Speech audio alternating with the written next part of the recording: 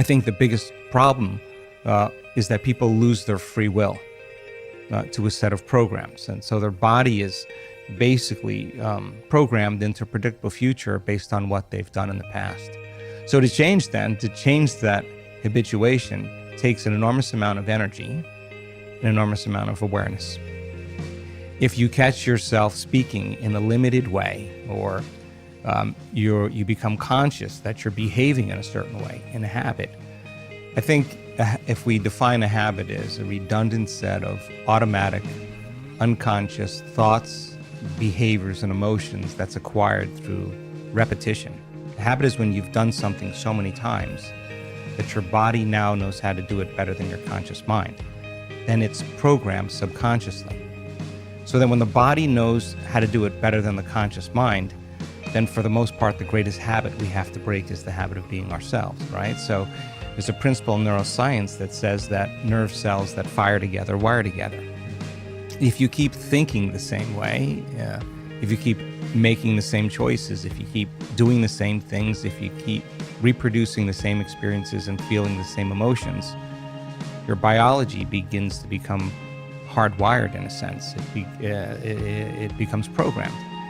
So in order to change something, to arrive at a new vision of your future, if you wanted to arrive at a new goal or new vision of your future, you'd have to change something about yourself in order to get there.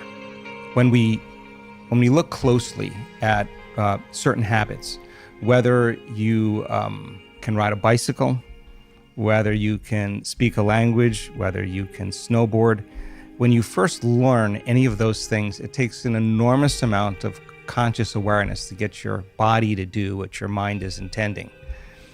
But if you keep doing it over and over again, then the body begins to economize it in some way. And so we have a lot of things that we can do automatically or unconsciously or subconsciously that allows us to multitask, to drive your car, to talk on the phone, to do several different things at the same time. So a habit isn't a bad thing. They can work for you or they can work against you. The problem is if you're, as an example, complaining and blaming and making excuses and feeling sorry for yourself and judging other people, and you practice that and you get really good at whatever you practice that enough times that you're unconscious to the fact that you're doing it. The moment you become conscious that you want to change that, you're going to be uncomfortable. It's going to feel unfamiliar. It's going to feel some degree of uncertainty. You're leaving kind of familiar known territory and you're stepping into the unknown. And so many people, when they want to change a habit, they have to be willing to be uncomfortable to do it.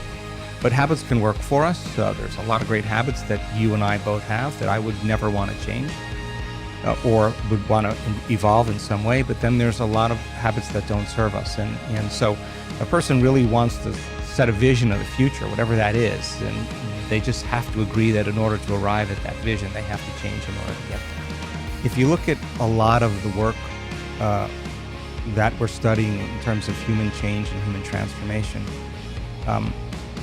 we've seen people with really difficult pasts, really brutal pasts that were abused and traumatized at a very early age, and then repeated traumas that took place in people's lives.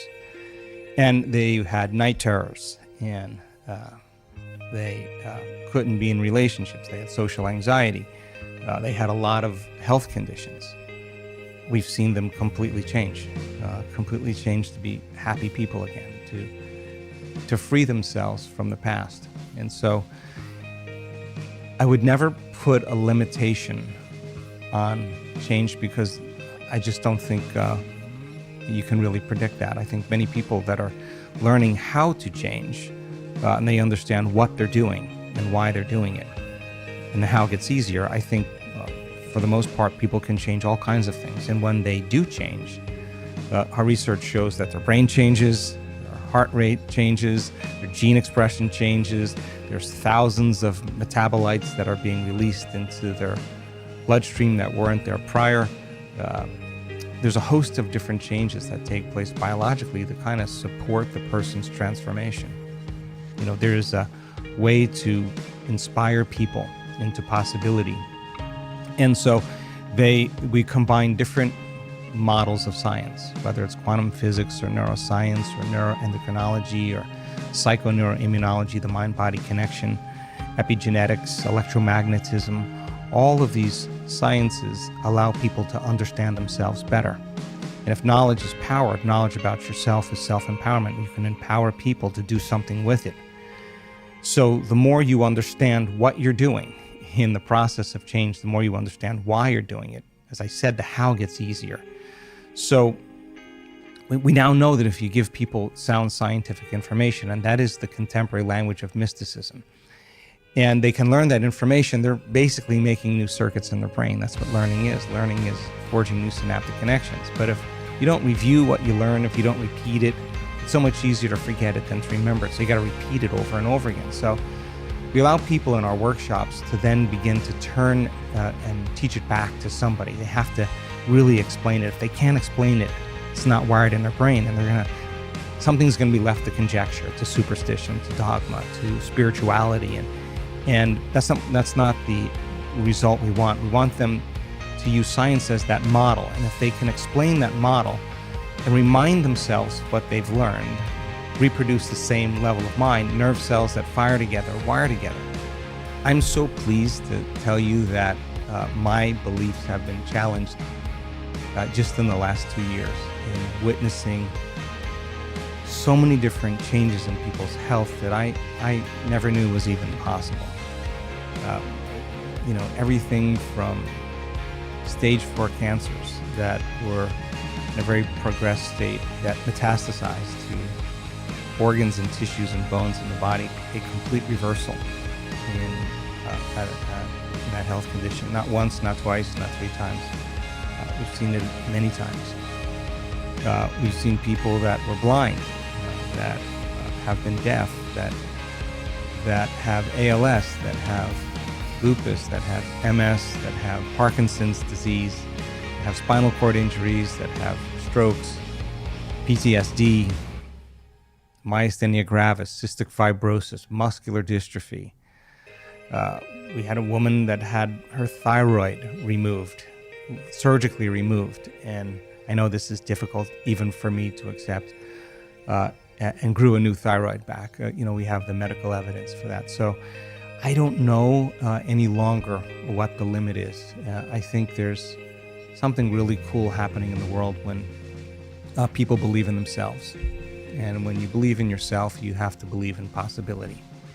When you believe in possibility, you have to believe in yourself. So when somebody has the opportunity, and I think a story is, everybody loves a story. There's nothing better than a story. And when someone stands on a stage in front of 2,000 people and talks about their journey to heal themselves from a chronic health condition, and it's not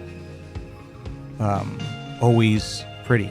They lose things. They lose family. They sometimes lose their careers or get sick before they get better. And you see this person's persistence, and you see that they were not doing the work, their inward work to heal. They were doing the work to change. And if they understood, if they truly changed, that their biology should change, and they were uncompromising every day in showing up for themselves and staying conscious of their unconscious self, and then reprogramming themselves in some way. When they tell that story, it's the 4-minute mile. It's somebody breaking through a level of consciousness or unconsciousness, and the collective that's observing the example of truth. They're actually relating with that person in a way that causes them to examine possibility differently. And when you become conscious of a new possibility, a change in consciousness is a change in awareness, right? So now it's in the collective. And lo and behold, it's not uncommon. We just had this happen in our week-long event in Denver just a little over a week ago, 2 weeks ago. And we had 6 people stand up out of a wheelchair by the end of the event. Now, I wasn't expecting that, but one person that had MS in the middle of the week had a very profound experience. and a professional athlete, NFL football player, and stood up. And he stood up for the audience. And when he stood up, he said, "I thought I was going to a yoga retreat. I thought my brother was taking me to a yoga retreat. I had no idea what we were doing here." And then he said, I just never loved myself. And it was his act of change that somehow changed his health condition. He somehow upregulated genes in different ways, suppressed the genes for MS, and somehow he was more mobile. He was walking by the end of the event, and he was the magic number one. And when everybody saw that and the crowd, the audience was excited, we started seeing other people have a similar experience. Now that possibility is becoming more of a reality for people. So I never limit what could actually happen, but I can tell you that what an amazing time right now to witness people really doing the uncommon. So then, if that information is installed in their brain, that philosophy, that theory, that knowledge and information, and now they can remember it and they have that model of understanding, and they understand what they're doing and why they're doing it. If we can set up the conditions in the environment and give them the proper instruction, if they can get their behaviors to match their intentions, if they can get their actions equal to their thoughts, if they can get their mind and body working together, they're going to have a new experience. Now, experience enriches circuitry in the brain. That's what experiences does. The moment those neurons begin to string into place, though, another part of the brain makes a chemical. And that chemical is called a feeling or an emotion. And the moment you feel unlimited, the moment you feel grateful, the moment you feel empowered, the moment you feel whole, now you're teaching your body chemically to understand what your mind has intellectually understood. The information is just not in the brain now. The information now is literally in the body. And now you're embodying the truth of that knowledge, of that philosophy, of that theory. So then you're teaching your body and instructing your body chemically to understand what your mind has intellectually understood. Okay, so then that information that's coming as a new experience is changing your biology in some way, and we've actually shown this. So then if you've done it once, then it means you should be able to do it again.